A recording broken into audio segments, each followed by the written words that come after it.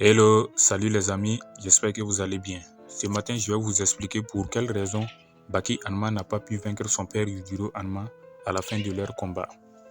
Vous savez, la défaite de Baki Hanma face à Yujiro Hanma à la fin de leur combat emblématique dans Baki est un moment clé qui va au-delà de la simple puissance physique. Voici les raisons principales qui expliquent pourquoi Baki n'a pas pu vaincre son père à ce moment-là.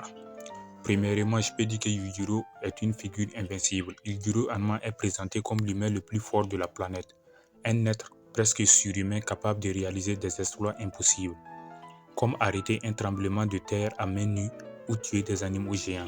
Son statut quasi divin dans l'univers de Baki fait de lui un symbole de la perfection martiale absolue. Le vaincre ne consiste pas seulement à surpasser un homme, mais à dépasser une idée bien mythique.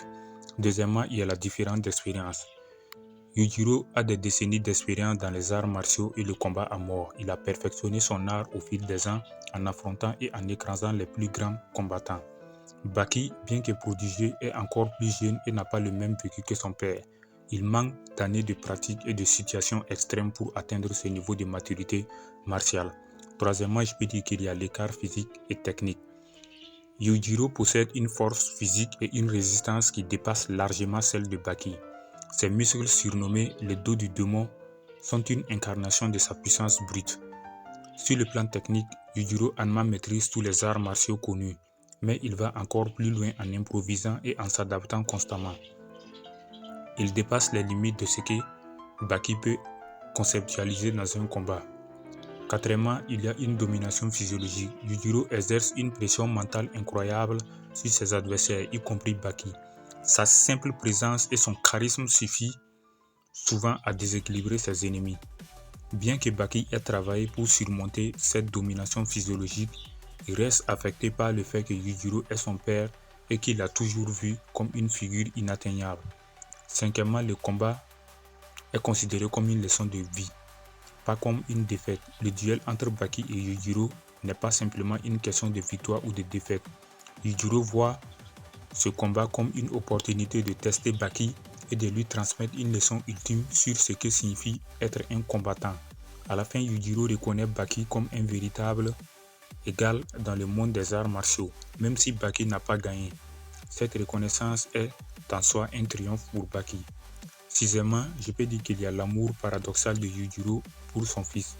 Malgré sa cruauté et sa méchanceté, je peux dire que Yujiro aime Baki à sa manière. En ne se laissant pas vaincre, il pousse Baki à continuer à progresser.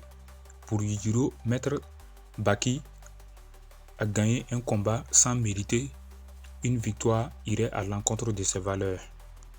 En refusant de tomber, Yujiro offre à Baki un objectif encore plus grand.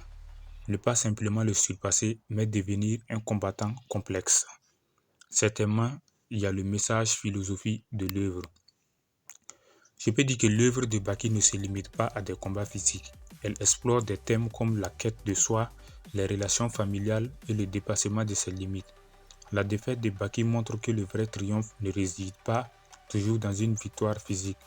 Baki atteint quelque chose de plus grand. Il gagne le respect et l'amour de son père tout en restant fidèle à ses propres principes. Cela symbolise une victoire émotionnelle et spirituelle. En conclusion, je peux dire que la défaite de Baki face à Yujiro Hanma n'est pas une faiblesse, comme les gens le pensent, mais une étape dans son parcours. Le combat représente plus qu'un affrontement physique. C'est un rite de passage, une reconnaissance et un enseignement.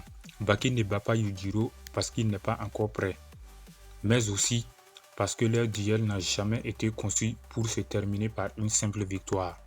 Le respect mutuel qu'ils partagent à la fin est la vraie conclusion de leur affrontement. Je pense que c'est tout pour cette vidéo.